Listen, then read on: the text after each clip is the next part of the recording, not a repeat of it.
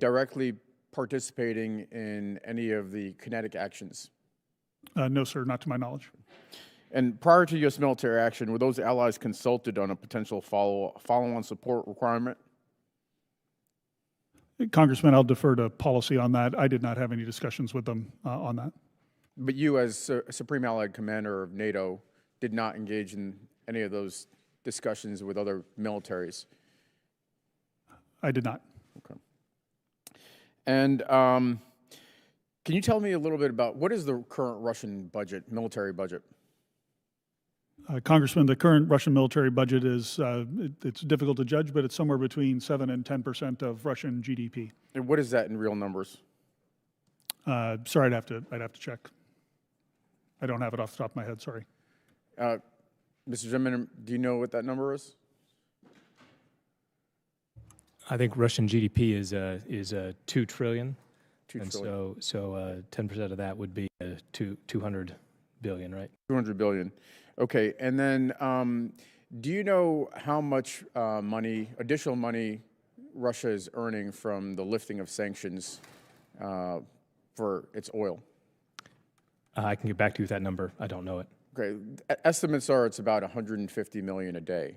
And so for the 30-day time period, we're talking about I'm a lawyer by training, not a math guy, so I think that's,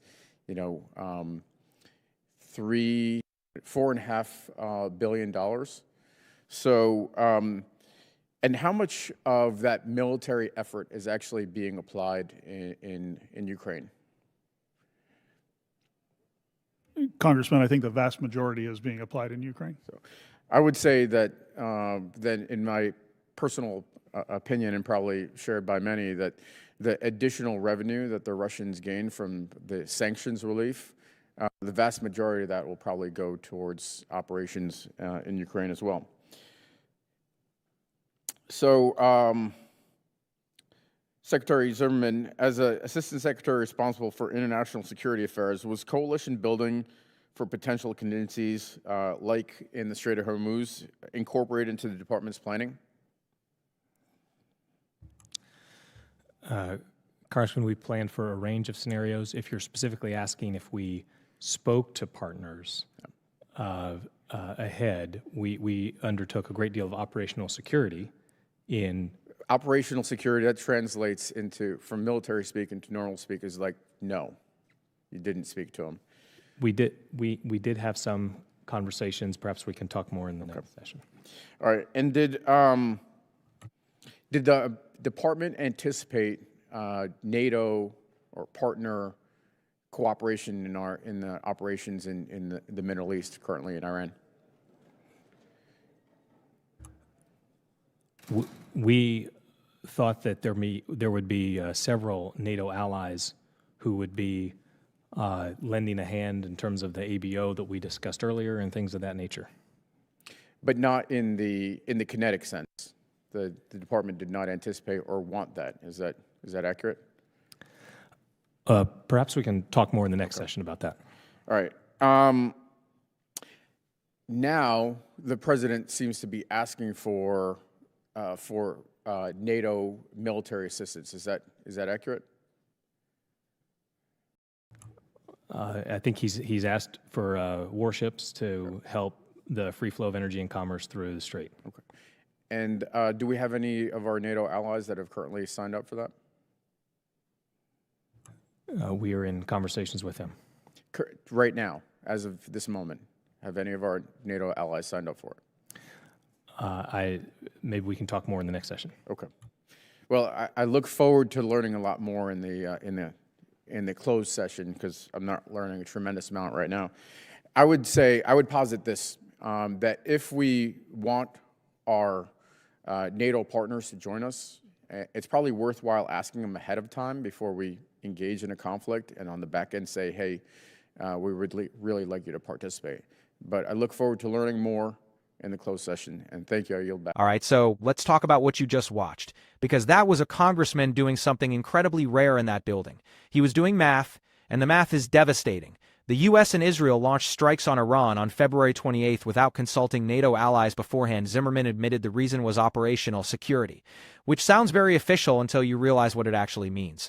We didn't ask because we didn't want to hear no, and now the consequences are rolling in. The U.S. is scrambling to put together a multinational naval force to secure the Strait of Hormuz, one of the most critical oil choke points on the planet. 20% of the world's oil flows through there, but key European partners are hesitating. And the reason they keep giving is the same one. You didn't consult us before you started shooting. Why would we send our ships now? And that's the part that should make everyone furious. Germany's defense minister said it publicly. It's not our war, we didn't start it. Italy literally blocked U.S. bombers from landing at their base in Sicily. Spain shut down its airspace to all U.S. military flights. Poland said no to relocating its Patriot missile batteries. These aren't adversaries. These are allies. And they're all saying the same thing. You acted alone, now you're alone. Now here's where it gets really ugly. While the administration is fumbling this coalition, Russia is cashing in. Their oil export revenues have doubled since the war started, from about $135 million a day in January to $270 million in March. Their military budget is roughly $200 billion.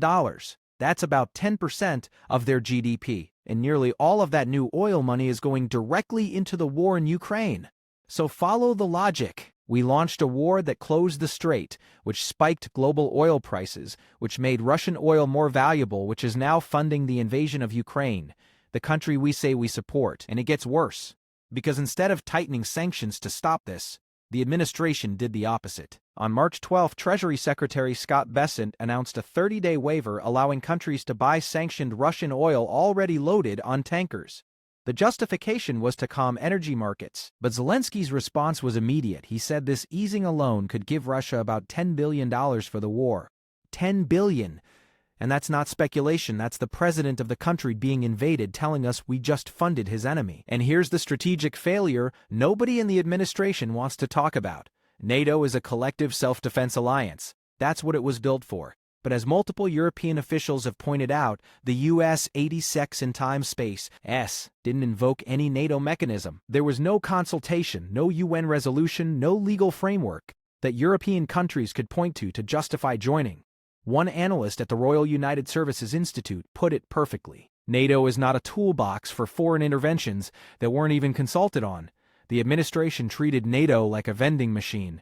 Put in a war, expect ships to come out. And here's what really kills me. Trump's response to all of this was to threaten to pull the United States out of NATO entirely. He told the Daily Telegraph he was, quote, strongly considering it, called NATO a paper tiger, said European allies should learn to fight for themselves. So the sequence is, we start a war without asking our allies, we beg them for help when it gets complicated, they say no because we never asked them, and then we threaten to abandon the entire alliance because they wouldn't clean up our mess. Think about that for a second. That's not foreign policy. That's a toddler flipping the board game because they're losing. And let's talk about what this means for actual people. Because while Congress debates strategy and generals give briefings, here's what's happening on the ground. Oil prices hit $100 a barrel for the first time since 2022. At least 16 ships have been attacked in and around the Strait of Hormuz. Over 3 million Iranians have been displaced, and American families are paying more at the pump for a war that Congress never voted to authorize. And here's the part that should terrify everyone. The sanctions regime that the entire Western world spent 4 years building to pressure Russia, the one that was finally starting to work, is now collapsing. Russia's oil revenues had fallen 50% year over year by early 2026. The Kremlin was preparing to slash spending, and then this war handed them a lifeline. Critical loopholes in enforcement, a shadow fleet of 350 tankers evading oversight, and now an American waiver that essentially says go ahead and sell. 4 years of economic pressure undone in weeks. So here's the line. Someone brings this up, here's what you tell them. The administration launched a war without consulting allies, then demanded those same allies send warships. Every major European partner said no. Russian oil revenues doubled because the war spiked global prices, and instead of tightening sanctions, we eased them, handing Putin a windfall while claiming to support Ukraine.